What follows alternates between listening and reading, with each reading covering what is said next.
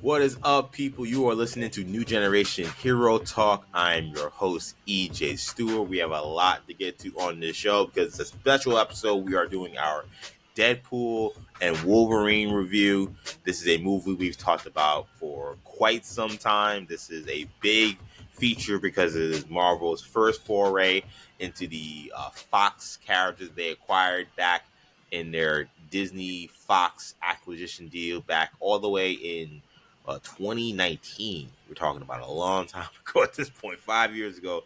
Now we finally get to see a movie that features the formerly Fox characters now acquired by Disney and able to be used in Marvel movies. And it begins with the work with the mouth and the best man and the best at the best there is at what he does. What he does is not very nice. We're very nice on this show. I think we're the best at what we do on the show, and we're going to give you, I think, a great discussion, a great review of this podcast. Of this movie. And joining me are my co-host, starting with Shamari Stewart. Shamari, we're here.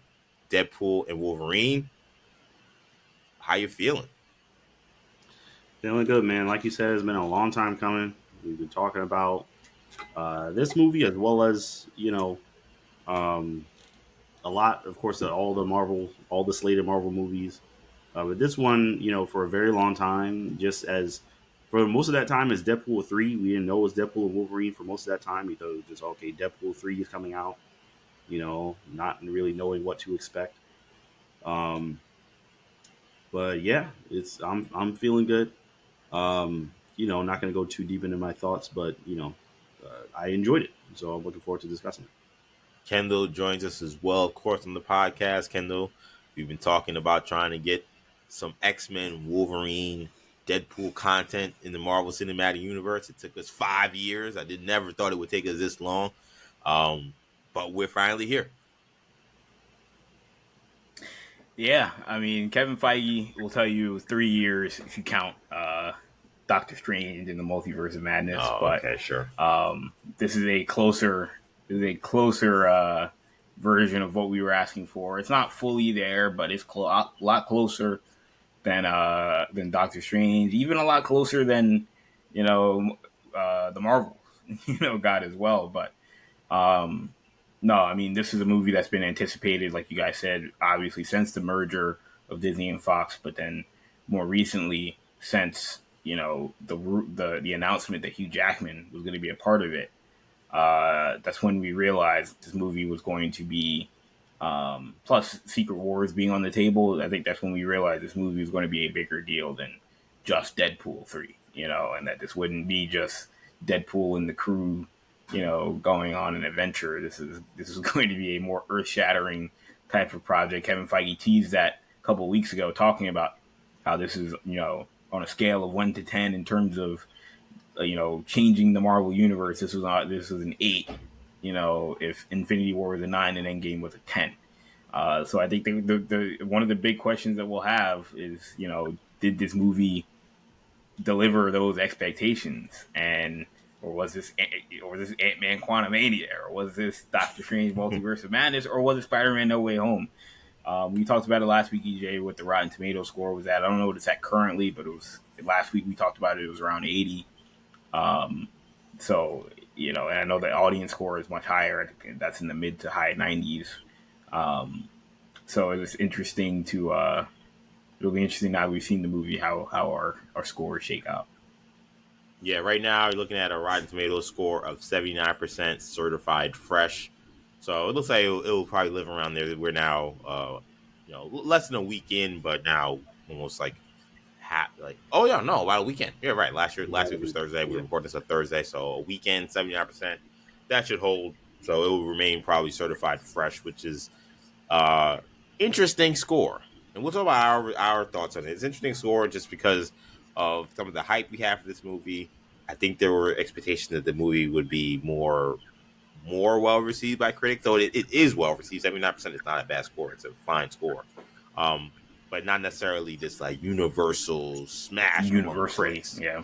Right. Now, fans seem to like this a lot, which is why you see that fan score really high.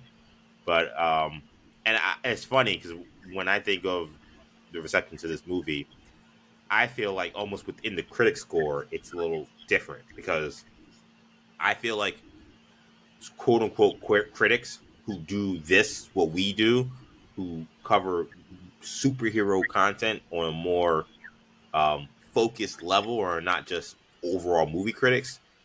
I've seen very few of those people who do not like this movie. It feels like if there are people who do not like this movie, it's more of the people who do movie, critiques of all movies. It's not to say those people don't have an opinion. Does not say those people don't have valid points to make in terms of critiques. But I think that's important. If you're a listener of this podcast, I feel like you're probably a big super fan of this content, though maybe not. Who knows? Uh, we certainly again produce this podcast from the lens of super fans who love this content. So I think the fact that people who really love this and do this love this movie, I think says a lot. So the 79 score I think is solid considering that. But let's talk about this movie. So I will say, like we do with all these discussions, this is a spoiler review, which means if you do not want to be spoiled by Deadpool and Wolverine, thank you for listening to the first 6 minutes of this podcast. But the rest of this podcast will not be for you because we're going to talk about this movie in depth with plots, major reveals, all the details in the film that we'll be discussing will be spoilers. So if you do not want to be spoiled, pause the podcast here, get yourself to a movie theater, go watch Deadpool and Wolverine, come back to the pod and listen to your boys hammer out all the details of what we liked and disliked about the movie. If you don't care about spoilers, or maybe you feel like you want to, some people watch, listen to podcasts, watch YouTube videos to like get informed whether or not they actually want to go see a movie for themselves, then sit tight and enjoy the show. But just know that this will be spoilers, so don't you will not have any surprises probably if you listen to this entire podcast. But otherwise, I think that's our disclaimer to let us get right into the mix here. So this is again our Deadpool and Wolverine spoilers review. It is Marvel's first foray into its newly acquired Fox movie characters that include members of the X-Men and the Fantastic Four. This threequel takes Wade Wilson, who of course played by the great Ryan Reynolds, trying to find the meaning of life. And he's in a weird place in his life. He's trying to do superheroing, but it doesn't seem like he has a home for that. He even goes to Happy Hogan's office, which I think he was always going to get an interview with Iron Man, Tony Stark. But he goes to Happy Hogan's office in 2018 to try to see if maybe he can spot on the Avengers. That doesn't go well. We see that the love of his life, Vanessa, also has decided to move on from him. So he's kind of in no man's land a little bit. And that's where we find Wade Wilson now into an adventure to find the right Wolverine. Now he has to do that to help save his universe after the Logan of his world died, which we actually saw in the movie Logan. So they connected those movies together to say that Deadpool's universe that we live in is the Logan universe. We have a lot to talk about with that because I have a lot of questions about that. The movie turns into a team up of frenemies as the Wolverine that Deadpool finds to try to save his universe ends up being, as Paradox described, the worst Wolverine and a disgraced hero for abandoning his X-Men at the worst time. And they go on this adventure. They're attempting to escape Cassandra Nova and her team of villainous mutants in the void. They're trying to save both timelines. Wolverine thinks that maybe he can readjust his timeline by making a deal with TVA. Wade, of course, is trying to save his timeline by having Wolverine join his world. And then you have this fight between Paradox, between a bunch of the Deadpool cores that show up in this movie. A lot going on. Overall fun time, in my opinion. This movie, again, has been a total smash at the box office. A huge opening domestically, $211 million domestically, U.S. and Canada. Biggest rated R opening, I believe, ever. One of the biggest openings ever. 600 million worldwide at the box office as we sit here today. So a massive success commercially this movie has been. So I'll go to Sham first. What are your overall thoughts on Deadpool and Wolverine? Um, I thought it was great. I would say, I would say that it met my expectations, and my expectations were that it would be great. I didn't think it would be, good or okay. I expected like how I enjoyed the first two Deadpool movies, that this would also be a great movie, and it was.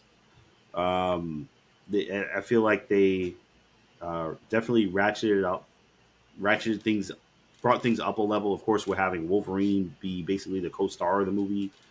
I mean, Hugh Jackman, who was fantastic as Wolverine. I expected nothing less but a fantastic performance from him, and of course, he delivered. Um, I enjoyed the of course, the Marvel Studios connection with the TVA and the kind of multiversal like aspect of it. Um, you know, I thought it fit very well. I know they got the guy from Loki from the TVA to kind of be um, not like the main bad, but like a big bad in this movie. And I thought he did a very good job. Um, the Cassandra Nova stuff was cool. It was a little. I wouldn't say it was perfect, um, but it was still solid in my opinion. It was one of those things. Where it was like, it's a okay villain. Gets the job done. Definitely, you know, definitely not some It's a Thanos Marvel movie. top tier. Yeah, the Marvel villain. So definitely fits the Marvel Studios villain kind of mold. But it worked. It worked, and of course Brian Reynolds as Deadpool is just immaculate. Just he fits the character perfectly, exactly what I expected. I would say I was grinning ear to ear from the beginning for the Backstreet Boys and Oh, the Instinct. digging up. No, don't disrespect Oh, Instinct. That was instinct, Instinct. instinct. Bye, bye, I bye. will Yeah, not. Yes, I sorry. will not get those mixed up. I'm disgracing my '90s, Yeah. my fellow '90s kids. But yeah, no, instinct. Oh man, yeah, that was lovely. That was awesome. That was good to see. And of course, as being of that generation, it's just like, oh yeah, that just takes you right back. And it's just, and it just it. And I was just thinking about those songs and how big those people were back in the day, and those like boy bands and stuff. And I'm like, man. And then this movie comes out, and it's like that's how Deadpool starts off the movie. I'm like, that's so crazy. Um, and the Logan connection, I totally wasn't expecting at all. With him digging up the grave and using Logan's like corpse to kill all those TVA guys, it was just so Deadpool. So it was, and so overall, I thought it was a great movie. I very much enjoyed it. Does it change my opinion of? And I'm sure this was going to be a question too at some point. But does it change my opinion of Marvel's trajectory? Or is Marvel back such and such? I have to see their X Men. We don't have a roster. Oh, here we I go. have to see that. We don't have a roster yet. I need to see what's their roster, where's the team, what's going on, and we don't have answers to those questions yet. Who's the Wolverine? Right? We're hearing all this stuff about Hugh Jackman being around for however long, but I did very much enjoy Till the he's movie. 90. I mean, it's so funny you mentioned that, Shamari, because me and Kendall, again, we did the preview podcast for Deadpool and Wolverine. And by the way, I know for those who may be listening to this pod, I should have said it earlier, but for those who listen to this pod being like, hey, I know this movie came out and big, but like a lot of stuff happened at Comic Con. Do not worry. First of all, we did a YouTube live stream. Me and Kendall, we posted that onto YouTube. I actually also just posted that onto our podcast channel as well from an audio standpoint. So you want to hear about the details that happened over there with the other stuff involving Fox characters, future of Marvel Universe. That conversation fully flushed out in that conversation. But Kendall, I joke because we did the podcast last week, and you basically were like, if I don't get those answers, like I'm gonna be extremely disappointed. I don't feel like you got those answers for like what the future X-Men No, are, didn't. who the future Wolverine or any of those people. I don't think you got any of those answers. So with that in mind, what are your overall thoughts of the movie? Are you disappointed or were you satisfied with the movie that came out? Yeah, Shamari. I was speaking for us, man. I was last week. I was like, if we come out of this weekend with no answer to who's playing anyone in the X-Men, who's directing an X-Men movie, who's on the X-Men team, we should find that out in either Deadpool or Comic Con. And we didn't. I told him, I was like, that would be as much of a malpractice as if certain characters didn't show up in Obi-Wan, or certain characters didn't show up in Acolyte, like we talked about a lot on Imperial. And I think they dropped the ball, not giving us something probably more so at Comic-Con than in this movie. But because in the movie, it's not really about that. Now, I do think what I will say about the ending, and we'll get to the ending, in general, more specifically later, but I think in general about that part of this movie is I think what I feel like happened is I think Marvel didn't want to write checks that they actually couldn't cash, or they weren't sure that they could cash. Because let's be honest, I mean, I watched the video going into this movie. I watched a video of every post-credit scene in Phase 4 since Phase 4 started, and like 75% of them have never been mentioned and probably never will be mentioned. And so I'm like, at a certain point, it's like, just stop teasing stuff if you know you're not going to make it anytime soon. And this movie, to its credit, was very light on the, this is what's going to happen next. They were it was very focused on itself, because I'm sure they don't know exactly what they're going to do next. Jackman will probably be in Secret War.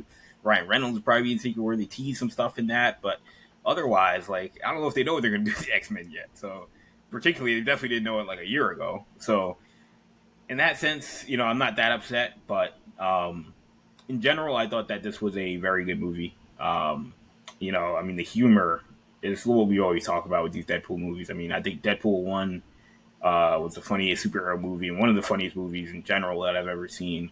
I think this movie's right behind it in terms of humor. I think it's, and I think Deadpool 2 had a better story than Deadpool 1, and I think it's debatable which story is better in this movie, I think, between this movie and Deadpool 2.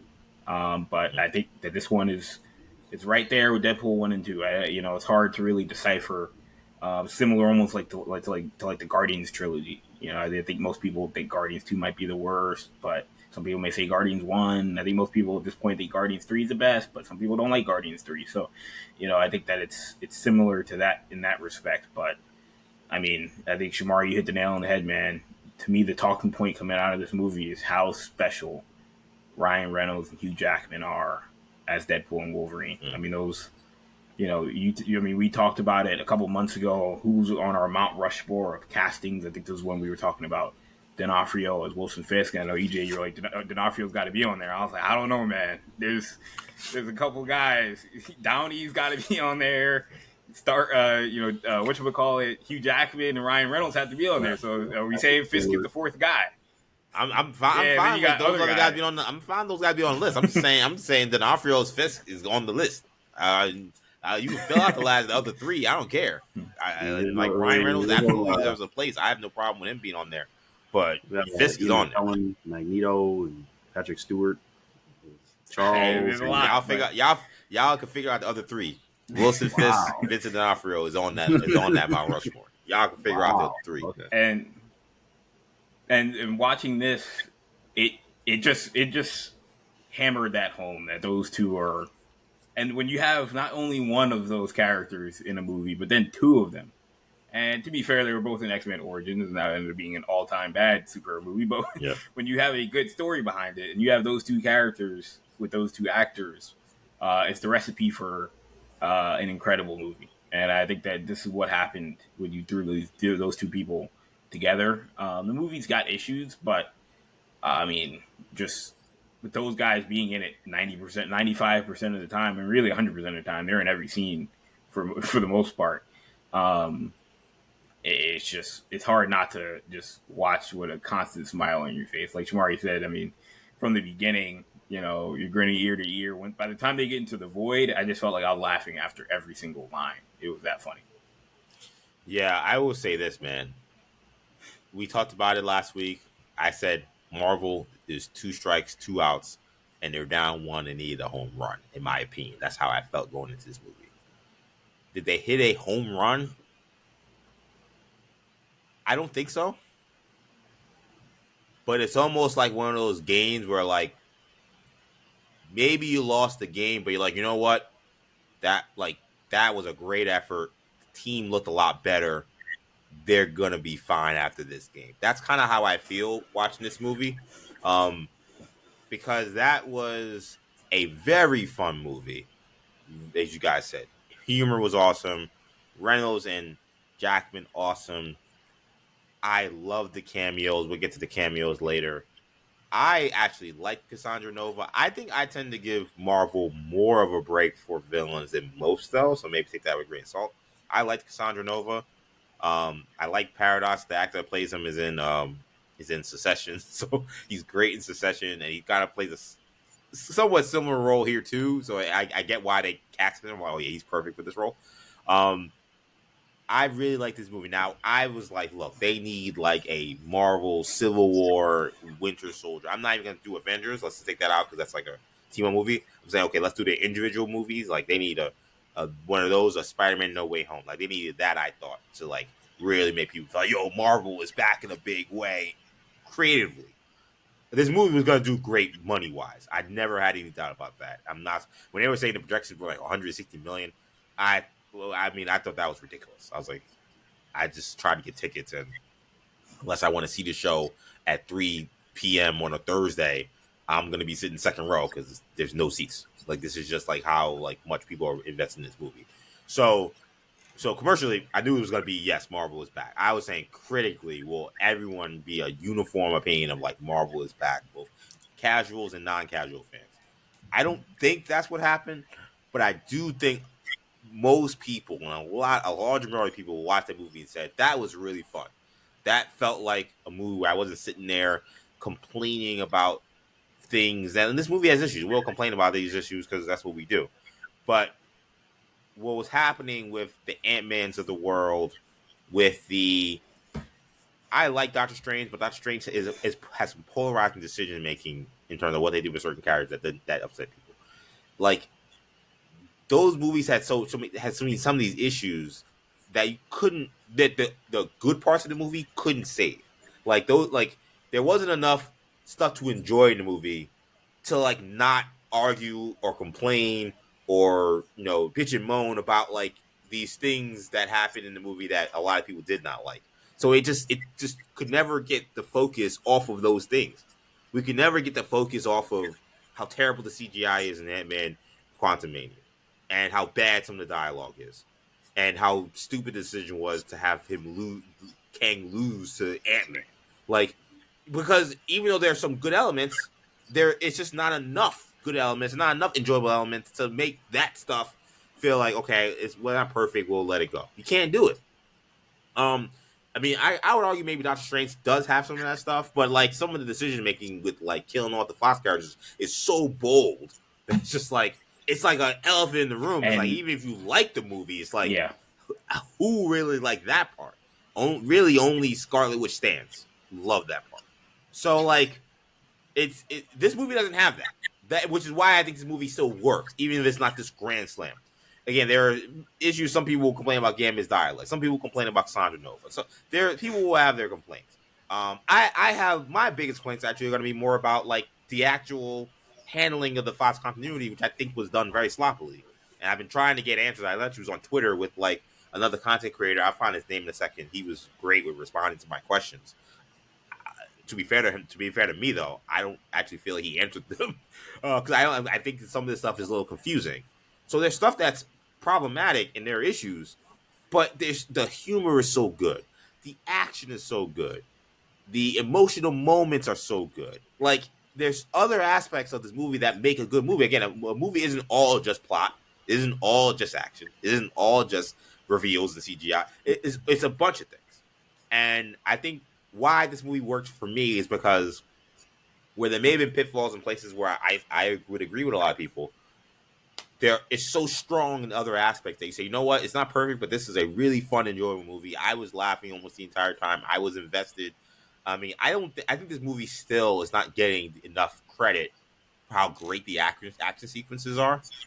Like, I think we're focused on the reveal. We're focused on dialogue between Deadpool and Wolverine and other characters, and I think because of that, somehow what I think are awesome action sequences is greatly choreographed.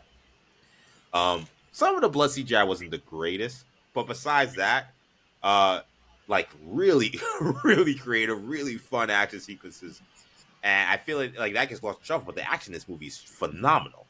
So I really enjoyed this movie. I can't wait to get more in depth with this. But I thought it was a really good movie. I want to ask you, Kendall, how do you feel Marvel handled Deadpool and Wolverine as characters here? This was, Levy was the director for this film.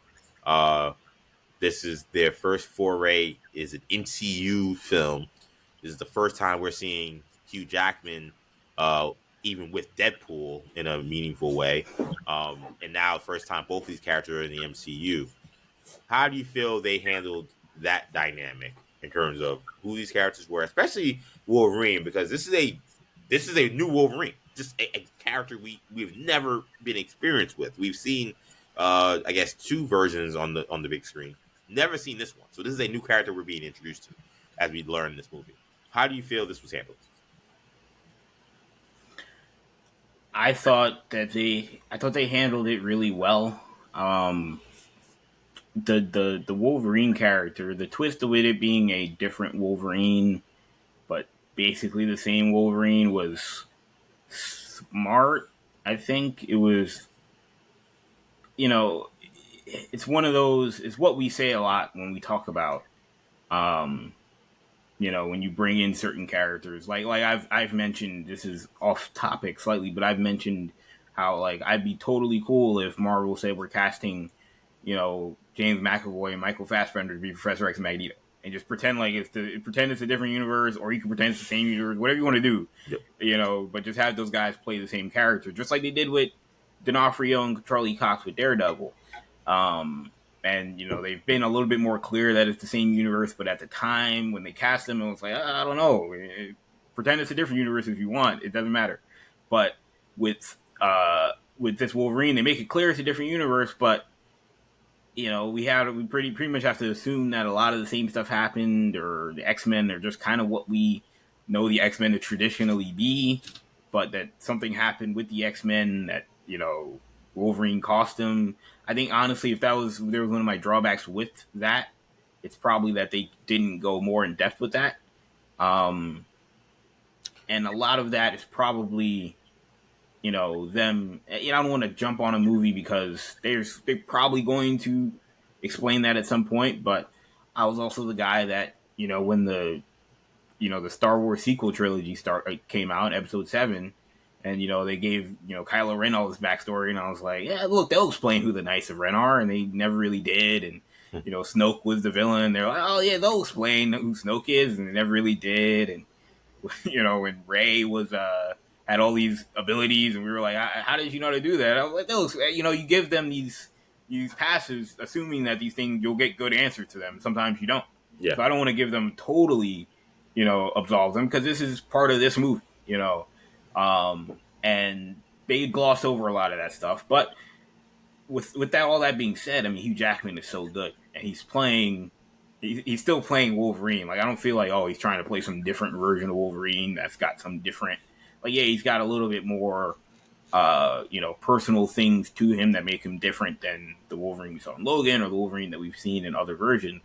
But I mean, he still plays such a good character. And then, and obviously Ryan Reynolds, I think the big thing with both of them is, also the fact that this is an MCU movie that's rated R, and how they handled that, I thought was smart, and that I didn't feel like it was either too grotesque or too lowbrow with the humor and the dialogue. I thought that they handled it really well, where I didn't feel too out of place. It didn't feel too out of place as a Marvel movie.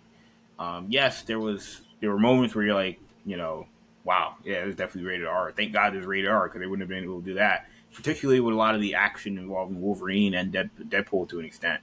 And there's a ton of F-bombs, but the F-bombs, like, it's not like the Guardians of the Galaxy 3, where you're just like, oh, they just threw that in there just because they wanted to, just because they could. Like, they all, like, felt real. Like, they all felt like real dialogue, particularly from these characters. I mean, Hugh Jackman's, monologue in the car, talking about Deadpool is such a joke. I mean, I think, one of the 10 best acted scenes, I think, maybe in the entire MCU. and you know he couldn't have delivered it as well in a PG-13 movie. For sure. It's part of the business. So no, I thought they handled both characters really well. Um, Again, I would like more backstory on who this Wolverine is instead of having to guess what the deal is with him. But it was an interesting route, but for the most part, I think it was smart because clearly this is a movie, and Ryan Reynolds is as a writer along with the rest of that crew. Uh, they are aware of what people are saying. They're pretty cognizant, and so when people had conversations of, oh, how are they going to undo Logan? Logan's such a great movie. Now they're just going to undo it. And, first scene is them being like, yeah, we're not going to undo Logan. Don't worry. We're going to go around it in a way that kind of undoes Logan anyway, but doesn't technically do it. So they have a path there. So, again, I think they're smart in that sense. And I thought it worked for the most part. Yeah, I feel like with the Wolverine backstory, we were missing a true flashback. I know, like, Cassandra Nova went into his head, and we kind of saw the graves, but I don't think that was enough. I think that we needed like a flashback of him going to the mansion, seeing the dead X-Men. Like, I think that's what we needed. So that felt like a missing part of his story because he now again some of these are financial decisions maybe or decisions beyond Levy and these guys, Sham. Like, some of this could just be Feige saying, "Hey, we can't do that because I need to save these people when they show up in this movie, or whatever." But I think Hugh tried his best to show the pain in this Logan's eyes and his face and his emotions when not wanting to talk about it or trying to talk about it or actually talking about it. He tried to convey how horrific what happened. So credit to him because I think he did. He's a great actor. He did the best he could. I still feel like not getting that scene hurt. I thought that was the only thing that I thought I was messed up with that. But overall, I agree, Kendall. I mean, the rawness of the dialogue, having that radar thing worked because I agree. I think that it felt the dialogue felt more unfiltered than maybe you would have gotten if this was obviously a PG-13 movie from Wolverine, especially his perspective, almost more so than Deadpool. Um, their chemistry is phenomenal. They're totally in sync in terms of just like Wolverine, like so often being able to speak to the absurdity of the things Deadpool is saying or doing. Deadpool just, regardless of how serious the situation is, being able to still be completely ridiculous and in character. I thought they were awesome, and I think that there was any concern that the MCU was gonna uh, do a disservice to Deadpool, especially. I think that you could put that to rest. This is the Deadpool we saw in those first two Deadpool movies. Sham, how'd you feel about Wolverine and Deadpool, their dynamic, and how they were handled in this film? I thought they were handled very well. I agree with both of you guys that I could have used a flashback. I could have used a little bit more in terms of what exactly this Wolverine did, and like just to see what happened. Um, but um, I mean, there is definitely kind of a weight to the mystery that they leave, but even so, I'm someone, and Kendall knows, even from dealing with the Acolyte the past several weeks, and I can only handle so much mystery. Like, at some point, I just want to know what happened. So, so yeah, this is overall. I thought that both characters were handled very well. Deadpool, as I said, at the top of the show, was fantastic. I couldn't ask for anything more. Even the brighter colored suit and everything worked. Oh, the suit was great. Suit was It's fantastic. so funny how like even just a more pop of red, and it's small, but it does a lot. You know. Yeah, it just feels so much more like a comic book. Yes. Like it just pops so much more. Um, and Wolverine, even just the little bit that we got of him with the mask Mm. was A plus. A plus. That's another MCU. That's like a Mount Rushmore costume. Mount Oh, Rushmore great MCU. costume. Uh, shout out to White Eyes. You guys know Yeah. I'm always on this weird thing about superhero cowls and masks. Typically in the comics, they have white eyes, and we never get them because we always end up seeing natural eyeballs of a Batman or these people. I don't understand why they don't do it. And Deadpool did it, which is why I love Deadpool. And then now Wolverine, the cowl, you see the way like it looks again, like Shamari said, like a real comic book. And another thing I will say, I feel now Wolverine putting on the cowl and explaining why he's putting on the cowl, being like, I do this when I'm doing my killing, it was badass. The cowl was so badass, though, I wish it would have been on earlier. Like, I wish he would have wore it for a longer period of time. I don't know if that was a huge thing where he was like, I will wear the cowl, but I'm not going to wear this for 90% of this movie. Like, I need to see my face most of this movie, and then I'll put it on at the end. It works. It's still awesome. And the last scene with them and that his shirt off and he's got those 6-pack abs and as they're trying to stop Paradox from basically destroying that universe. It's awesome. It's just so short lived. I wish it was longer. But I thought they did a great job with this. I want to ask you guys about kind of Cassandra Nova, Paradox, and how that plot kind of. Well, first, before I get to that, real quickly, this is a really like a quick hitter here. Kendall, favorite line? Any lines or moments between these two that particularly stood out to you? Is like I know you mentioned the car scene monologue, but any other like lines that you were like that was one of your favorites? Man, the car scene. I've watched that now 3 or 4 times. Sean Levy, he actually tweeted. He replied to somebody that tweeted about it, had the video. So I've now seen that scene 3 or 4 times. It's so good. But man, off the top of my head,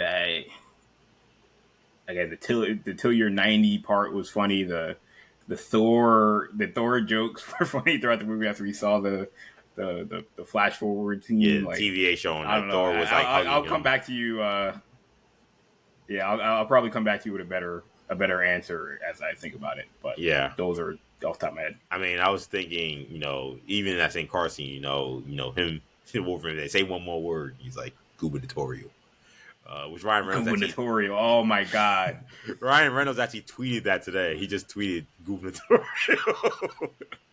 which was so funny. I mean the line of he's like, "Hey, welcome to the MCU. You coming in at a low period." That was a good Yes, one. top Uh, line.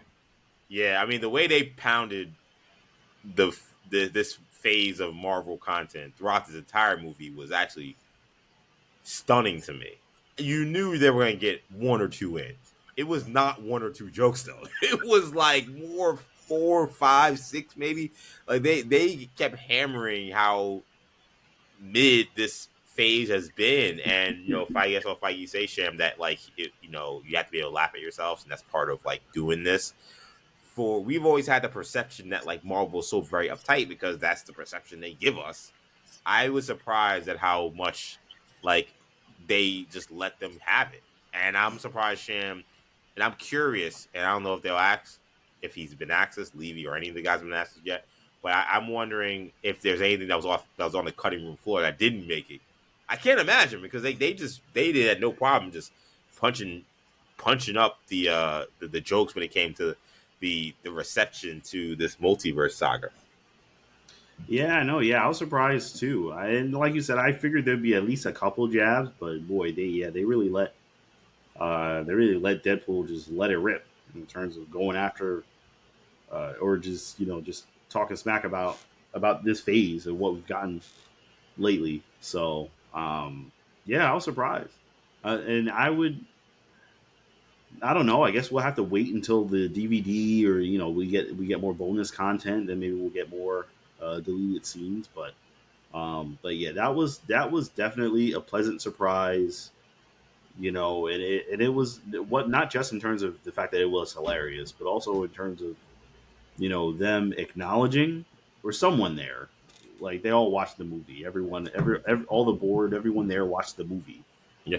So there's some acknowledgement that yeah, this saga has been kind of mid. They haven't been hitting the mark, whatever metrics they use to evaluate the success of their movies. It hasn't been there. It hasn't been there. Yep. So that was refreshing, I have to say. I'm trying to think of other great lines. Before I don't want to take any lines from some of the reveals we got later in the movie. Some of them are just lines from these characters. But I mean, Deadpool's dialogue with Gambit is awesome in this movie. I mean, there's this just the writing in terms of just the one liners, just and it's dumb. But even the one when he gets suited up and he comes out and he's like, "Love the suit. I think your tail's a predator though." I'm like, That was hilarious. because you see the first guy putting them on, he's like slapping him on the ass and grabbing him and stuff. You just think, oh, this is stupid or whatever. And then I'm thinking they're not going to reference it. And the fact that he just like comes out first thing, he's like, "We love the suit. I think your predator's I think your guy's a predator, but it's okay. I don't care." Just again, the lines in this movie were awesome. But yeah, on to the plot of how we get introduced to Cassandra Nova and the first Paradox explaining, just kind of where basically explaining why they pulled Deadpool, which is to recruit him basically. Because they're like, we're gonna give you a better purpose because your universe is dying, but we think you have use. He's like, but in order for you to continue with us, we have to kill everybody that you know and love. So of course Deadpool doesn't sign up for that. And once he learns why, he says it's because your Wolverine was an anchor point, and that's essentially why we have to do this. That's when he's like, well, I'll just go find a Wolverine to replace him, and then we'll be all good. It doesn't exactly work that way, but that's what Deadpool's plan is. This is where things got a little weird for me. Now, I would say I like Paradox, and again, I told you I thought he did a good job. But maybe you guys can help me out with this. Logan is in Deadpool's universe, correct? Right? We all can confirm that. According to this movie, yes. What I'm trying to figure out is if he's in Deadpool's universe, why? Like, so the X-Men have died already in this universe, unless we're saying this is not. What I've heard is that Logan died in 2029, so he died in the future. So maybe that hasn't happened yet. But then if that's the case, then why is this so pressing for them to grab Deadpool now? Like in Deadpool's timeline, Logan hasn't even died yet, unless they're doing the whole thing at time isn't linear. So it's just like, well, he died, and therefore we're just gonna act now and go into any time period and find him. Yeah, I don't know how any of that works. Yeah, like that was the only part that I thought was, and they did a lot of exposition to try to like make that work, but I just feel like there are a lot of like weird questions that now go into like how we move forward with that universe. I mean, the Professor X in Logan is 97 years old, so this is 5 years before Logan dies and Professor X dies. Is Professor X 92 years old in this universe? Are the X-Men still? Is he leading the X-Men? Like Colossus is around. Like there are X-Men around. As President Abram leading a 19-year-old been leading the X-Men this whole time. I thought that was probably one of the parts that I thought kind of frustrated me a little bit. Like how does the Logan timeline make sense with Deadpool's timeline? I mean, it is so dystopian, the Logan timeline, in terms of just how mutants are treated. Like, right. Like just like the world itself is just kind of like not in a great place. Could all that happen in just 5 years, or just because of one bad incident where Professor X loses control of his powers, and like this leads to this dystopian world just 5 years later? Like, I just thought there were a lot of questions that I haven't really I feel like people are trying to answer them, but they're not answering them in a way that makes sense to me. And ironically, this feels very Fox continuity-esque. Like one of the issues Fox always had was like their continuity just never made sense. And I was like kind of excited because Marvel actually makes sense of this. And I think they made just as least amount of sense as Fox normally does when they put these stories together with the X-Men universes. Because I don't get how. And then also, Deadpool digs up a grave where Logan's already died. So if this was Logan died in the future, how is he digging up a grave where his corpse is there? Yeah. I think we're supposed to assume that he. Yeah, no. That's what I was gonna ask. Was like, but he's dead. Right. Logan's dead. Right. How is Right. Deadpool? I heard. I mean, I guess I he's heard like in somebody that say future. maybe Deadpool went into the future, but I don't know if I'm buying that because, first of all, again, how does he know Logan's dead? I know they told him, I guess, that Logan's dead, but like, again, how does any of that work? If it's in the future, why does it matter for Deadpool? The universe just gets snapped and everything in the past gets erased at some point too? Like, that part doesn't really make sense to me. Um, Honestly, I think the whole concept of anchor beings in general was kind of they're trying to make it seem like it's important, but I almost feel like it wasn't. Like, I think it was a real thing, but I think that Paradox was like overstating it to get Deadpool on his side and to do the thing so you can do the time ripper. I don't know. I think a lot of the stories got issues, but Yeah. I almost feel like we're supposed to assume that the anchor being concept wasn't that big of a deal and that it was being almost accelerated. But then at the same time, Kevin Feige is teasing like, yeah, anchor beings might be a thing, Yeah. in Secret Wars or something like that. So it's like we're supposed to ask who the anchor being is in our universe, the MCU. And the rumor has been that it's Tom Holland, which sounds like a terrible idea, by the way.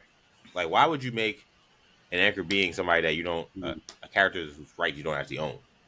And we've seen how tenuous that thing is with Sony. That sounds like a terrible idea. Like, good idea in terms of like, we love Tom Holland, we love Spider-Man, but bad idea now you don't own Spider-Man. So Sony could tomorrow be like, we don't want to do this anymore. It's like, all right, well, now your anchor being is now not in your universe. You can't reference him. Like, and maybe the anchor being thing won't even be a thing after Secret Wars. Maybe this is just a short-term story. But that seemed like a weird thing. If that's true, we don't know if that's true because that's speculation. But and to Kendall's point, like, you're right about that in terms of like maybe Paradox overstating the anchor being thing because he says, look, Logan's died, so therefore your universe is gonna die. It'll probably take like 1,000 years, but I'm not gonna sit here for 1,000 years. I'm just gonna kill your universe right now because I have other better things to do, and I want to show that I'm actually used in a much better way at the TVA. So that part I get. It was purely. This is like almost like a purely like housekeeping timeline aspect thing that just didn't make sense to me. Yeah, how is he 100%. pulling a Logan corpse? If he's going into the future, I think you have to say that. Because the rest of it, because he goes back into his time at the end of the movie, and he's in like Vanessa's there, the blind lady's there, like there was no thing of like, oh, he went back into the future, and they didn't explain that, so I was I mean to answer your question, none of this makes sense. I totally agree that none of it makes sense how they handled it. The stuff with, like you said, Logan trying to pretend that Logan's in the same universe as Deadpool was a mistake. Big mistake. I think it was a mistake. They had to do it. They really didn't have to, but they wanted to do it. For a multitude of reasons. X-23 makes more sense for X-23 to be involved, and again, it has a couple of jokes and it's good for the storyline of Wolverine's dead and they got to bring him back or whatever. That's the story is built around that. But the problem is now, again, you've wrote yourself into this corner, and they didn't spend enough time really hashing out how any of this makes sense. And it's like they felt like, well, yeah, nobody cared about how Deadpool connected to the other X-Men movies when those movies came out, because the X-Men timeline, nobody cared.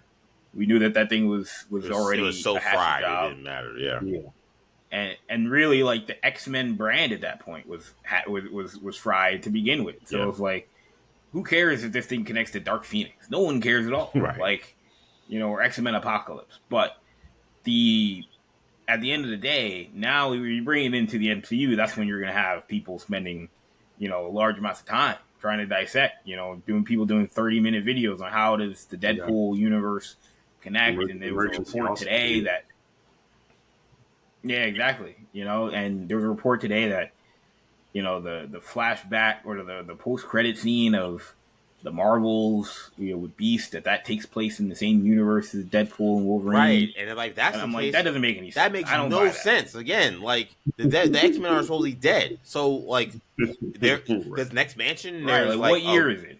There's a facility. There's a facility there where everything's all put together. Again, when did this Professor X killing the X-Men and ruining the world happen? Like that is not like clear Yeah, we based on saw what we're like seeing with Deadpool, and then you seeing said, and like, combining that with the Beast thing. Yeah, it just that made it work. Then when I saw that today, I'm like, now I'm really lost. wait, so is that well? Actually, first of all, yeah, you're right. I mean, we saw like even in Deadpool 2, we saw like multiple X-Men and Yeah, Juggernaut and Colossus, all yeah, these other people. Is like, so what happened to all these people?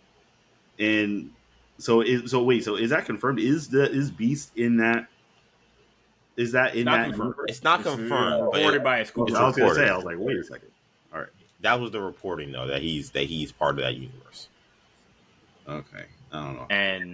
And honestly, after seeing the movie, like I kind of believe it. I don't want to believe it, I but I kind of kind did of too. think Yeah, because remember, I last week we talked about this last week, and we talked about it off air, on air. You know, when we thought that Avengers versus X-Men may have been the title for Avengers 5, I thought, oh, this makes plenty of sense because, you know, we don't know where this Beast post-credit scene is going to come into play. There's no movie where this makes any sense to introduce it. And so, yeah, it makes sense that it's just going to tie into Avengers 5 and Avengers versus X-Men. That's the whole conflict. And obviously, now we have Avengers Doomsday. And so now we're back to square one where I'm like, well, now I really don't know when Beast is going to show up. And the only way now Beast would show up is if he's got to be in the same universe as Deadpool and Wolverine. It's the only way. You know, Monica Rambeau's got to be on that, which then begs the question: where is she? You Right. know, where is Lashana Lynch's Captain Rambeau or whoever she's playing? Like, there's a million questions. I don't even know who that character is. Like, I mean, we know who she's, we know who she's playing, but like, I don't know. Like, she wasn't in any of the X-Men movies. Like, we all assumed that was a alternate timeline. Right. They just brought Kelsey Grammer back, just like they did with Wolverine. You know, where it's like, yeah, alternate version of Wolverine with a new suit, new design, looks like the animated series. You know, perfect. Now they're trying to tell me it's the original Beast from the original X-Men movies. This thing is they've completely. see, and They should have just started from square zero.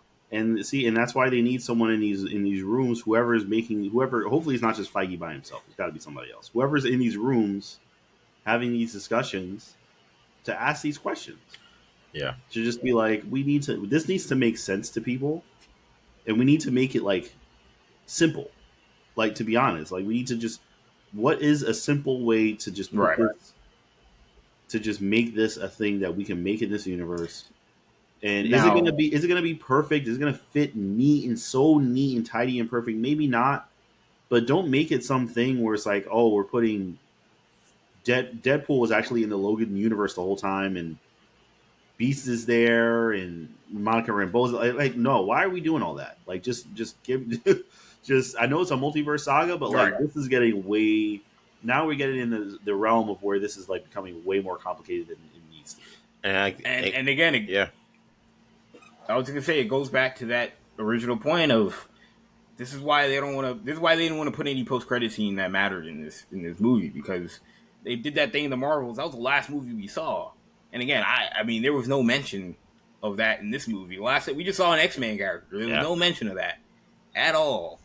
Like, that should have been the post-credit scene of this also. Like, you should have had a second post-credit scene that, like, showed Beast, walking around with Monica Rambeau being like, yeah, just to remind you guys, this is in the same universe. But they didn't do it.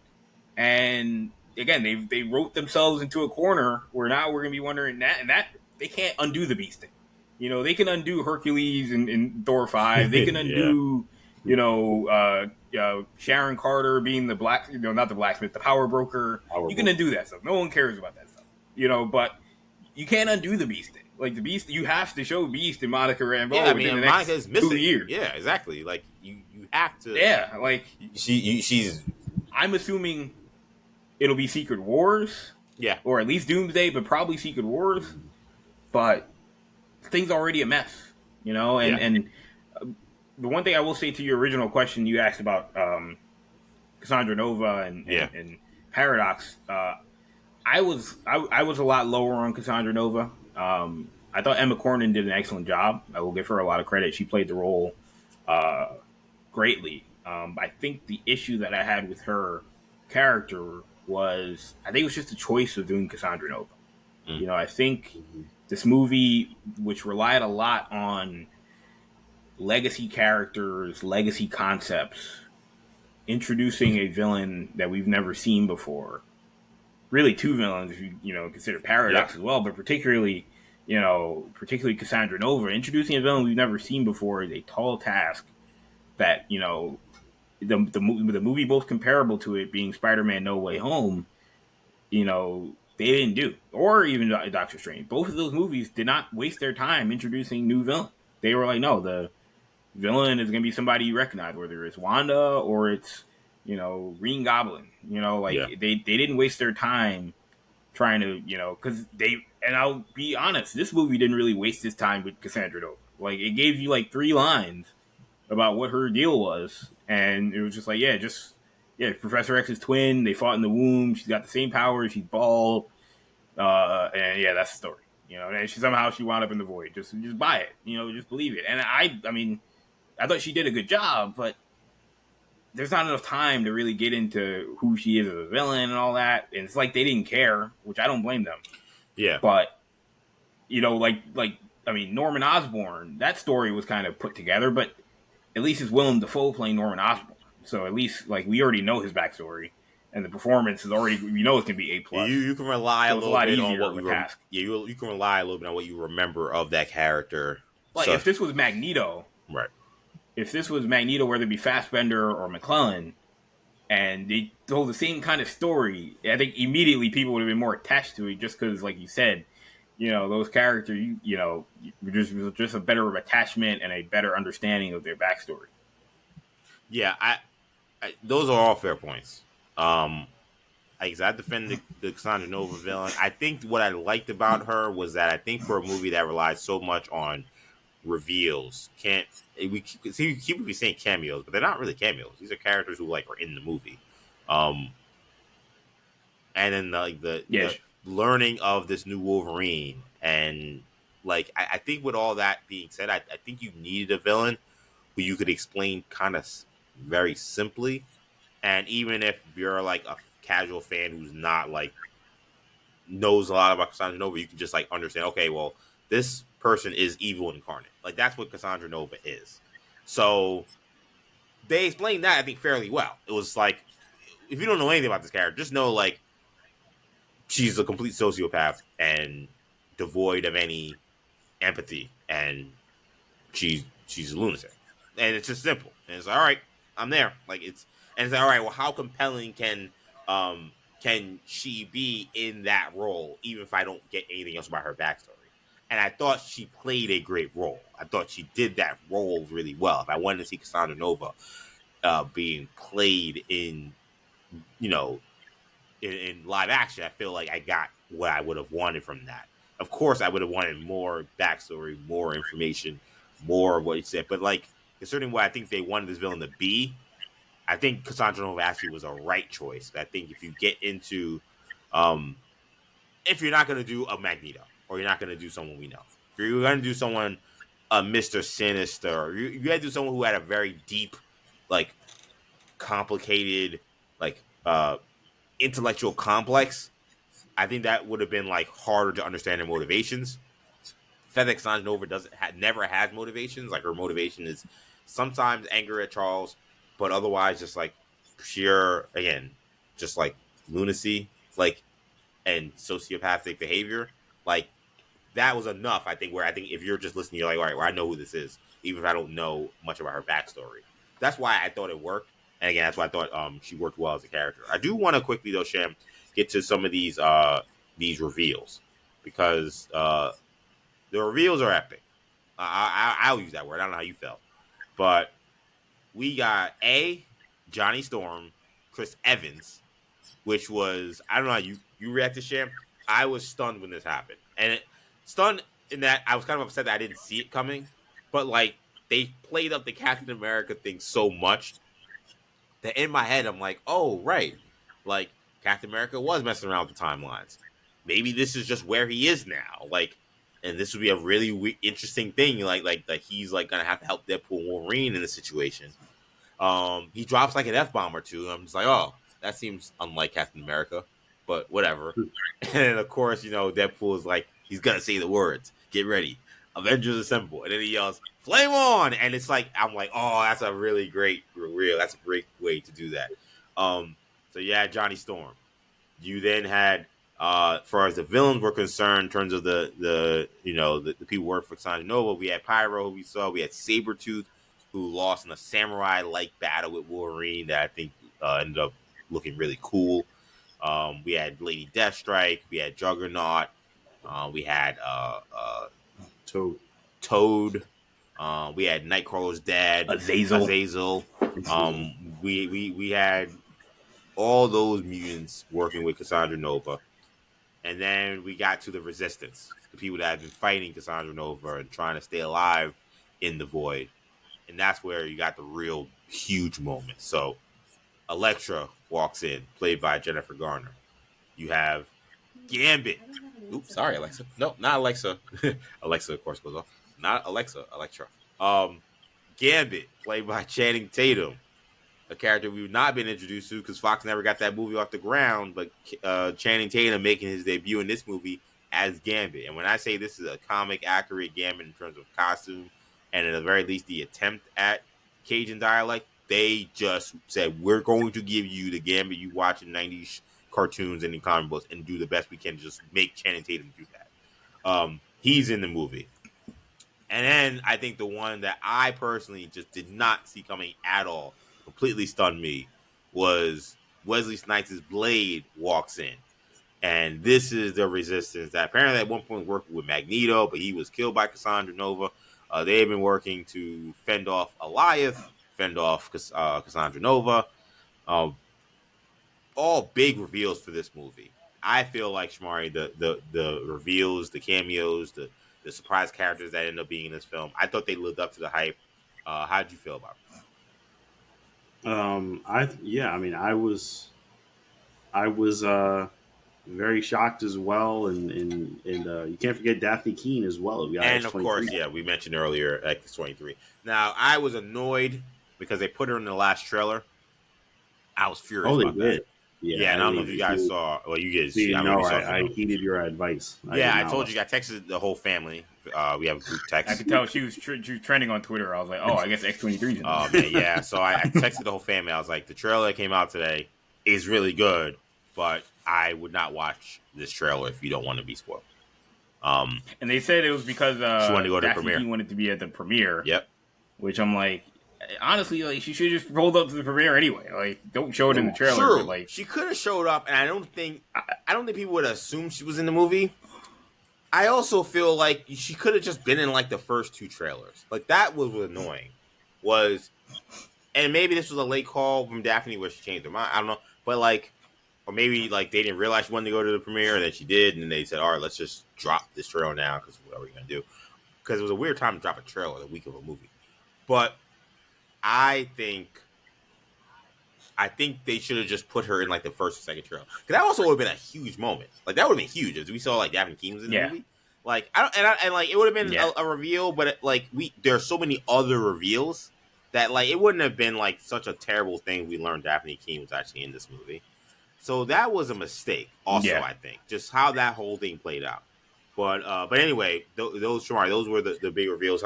You also were surprised about them? Oh yeah, absolutely.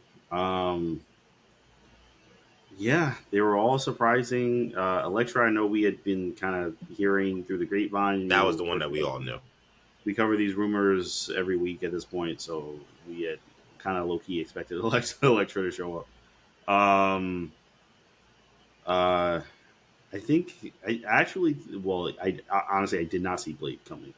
I also kind of didn't see Gambit coming. I didn't see that one either. Whoa, what? It was Channing Tatum's Gambit. I'm like, okay, so anybody's on the table now. And then Blade showed up. I'm like, oh, yeah, Blade. You got Wesley Snipes' Blade showing up.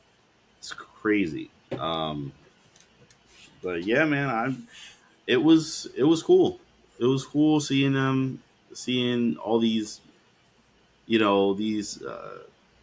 characters and from these movies, particularly Elektra and Blade. I mean, those are movies that I hadn't seen. Did Elektra get her own movie? She got her own movie, right? Yep. Okay. Maybe the worst superhero movie ever made.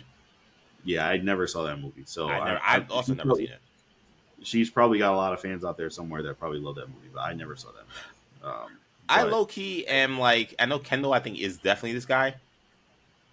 Daredevil, not great, but it's like not as bad as I think people say. I actually thought no, No. I thought Garner was good in it as Electro. Um, Yeah. so I like, because I know some people have been critical. Like, oh, why are we giving like Electra this time? Like, it was a terrible movie. She was a terrible character. I was like, okay, the Electra movie was awful. Everybody knows how awful that was. The Daredevil movie, not great, but like not the worst superhero movie by far. And there are You can't decent, say that about that movie but then not give Chris Evans heat for being right? Johnny Storm. Being Johnny He's Storm, excellent. I'm not gonna give. right. I'm not putting that Exactly. on him, but those movies were terrible. Yeah. You know, I mean, I liked them. Like, right? I like the, but I like think they were just as panned as Daredevil. right. Exactly. So Exactly. yeah. So I kind of wasn't for the Daredevil slander that was happening over the last how many months we've been hearing the rumors about Elektra coming back. I was totally fine with Elektra coming back in some form. I'm happy she did. Yeah. So yeah, we got those characters. I mean, Kendall, this was the first time we got to see Channing Tatum's Gambit. I have a lot now. You know me. I'm the Gambit guy. I'll give my thoughts in a second. But how do you feel about Channing Tatum as Gambit in this movie? Man, I thought Channing Tatum. I thought he was great. I mean, from a humor standpoint, I thought the lines hit. You know, the chemistry you mentioned, the chemistry between him and Ryan Reynolds was well done.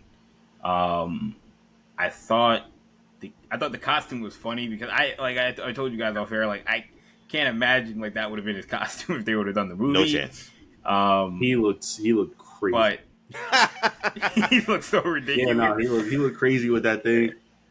I don't think nobody can describe what that thing is on his head. I feel like everybody, when they talk about the Gambit costume, they're just like, the thing on his face or head. Like, it's not a mask. It's not a helmet. It's like a ski mask. It's not a helmet. It's like nobody really knows how to describe it. Like, I think we've all, like, I think in terms of people who have, like, I think we've all assumed it's kind of like a ski mask, but like this version wasn't. It was like, it looked hard. It looked like some kind of like armor. Looked like armor, right? EJ, honestly, I feel like you're the best person to know because you're the only one that's like kind of dressed up as Gambit. I attempted. My mom attempted to do a Gambit costume at my 5th grade Halloween party. 95% of the students at my school thought I was playing a hobo for Halloween. Just because of the nature of the costume, I'm wearing a long trench coat. I have a ski mask on that's cut off at the top. And I'm wearing a turtleneck because Gambit's thing goes up to his neck. so everybody's like, "Who are you?" And like, this is like, I don't think the X-Men movie came out yet. Of course, he's not in the X-Men movie anyway. But like, the comic books are not, and superheroes are not in the lexicon it is today. So like, just telling somebody you're Gambit doesn't do a lot for people at this time. Even though it's the 90s, and then people like watched, of course, they did watch the X-Men show, but like, it just wasn't doing, like, people know Superman, people know Batman, people know Spider-Man. Nobody knew who Gambit was, so that was a disappointing Halloween party because I tried to do the Gambit costume. My mom did a great job, did her best. But I got these gloves. Yeah. And I cut off fingers on the gloves. Like, I mean, everybody's like, "Are you a hobo?" Like, like what do you like? I don't understand this costume. And then I got a big stick, so people think it's a walking stick. Like, they don't know what's going on. So yeah, I mean, that's funny. I was the look was the only thing. I'll say this. Yeah, I'll say this, man. First of all, nobody can make me not love that this happened. I'm sorry. As a true Gambit stan, nobody can make me not love this. I'm definitely not gonna say this was perfectly executed in all things, in all aspects. But I love that they went for it in this way. I love that they did this costume this way. I love Channing Tatum's dialect. I don't have to apologize for this. The action sequences with Gambit are phenomenal. Like, it was like, wow, like man, like this. I watched this and thought they have to find a way to make Gambit a part of the X-Men moving forward. Like this looks so good and so cool. Like this is what any Gambit fan like myself has been asking for and wanted this the whole entire time. So I love this. I will say this. Also, prop to Channing Tatum for going and doing this. The costume, I feel like, is as comic accurate as it can be for the most part. Channing is a big dude. I think he needed to slim down to make this costume work. Because when we see Gambit in his costume, because Gambit's always been drawn and depicted as a very slender guy. Like, he's not some big jack dude. Like, he's probably like 170, lean. He's strong, but like he's not built. A thin face, thin neck. It's what makes the costume work. Channing is not that. Channing is like a bodybuilder. This is Magic Mike we're talking about. You know what I'm saying? Like, so I don't think he was fat. Like, I don't think Channing Tatum was always in great shape. I don't think he was. I just think he has a big face and big head because he eats well and he's built. So I think it made him look a little puffy in the suit. And that, I think, took away from what I thought was a good suit. But I think because of that, it's like, well, he looks a little puffy. And I think it was just because, like, that is a hard look to pull off. Someone who has tried to do it at 9 years old. It is an extremely hard look to pull off and make work. And we saw, I thought, even for someone as handsome and well-built as Channing Tatum, even he had trouble making it work. But I was totally cool with it. Again, because I think, you know, I love The Dark Knight. But I think sometimes The Dark Knight has kind of ruined how we view superhero content. I think that The Dark Knight, in some ways, I think what Marvel has been able to do has been like a counter to The Dark Knight, in that, like, we now, like, don't appreciate campiness at all.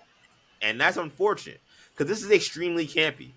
And to me, Deadpool is a campy franchise. So I thought this fit. Like, to me, like, it doesn't, like, we can say it looks ridiculous. 100%. He looks ridiculous. He sounds big. So I'm like, yeah, it's Deadpool. Like, this is the time to actually do Gambit this way. I would not do Gambit this way if I was doing a new X-Men thing. I would have him look very inspired by how he's supposed to look. I'd have him totally have a Cajun accent. But would I have him be so hard to understand that, like, the people listening would have trouble? I don't know if I'd do that for a movie. I don't know if I'd have him wear, like, something just ripped right from the comics. Literally, brown leather trench coat. The weird face thing that we can't describe. Like, well, I don't know if I'd do all of that, but, like, this is the time to do it. And I think it worked for this movie because Ryan Reynolds and all the other characters play off of it so well. And those moments I thought were awesome. I loved it. And we know that he wasn't going to look like that, because you remember when we thought we were getting a Gambit movie, he showed up to like some red carpet. He had the slick back hair. Yep. He had like a goatee.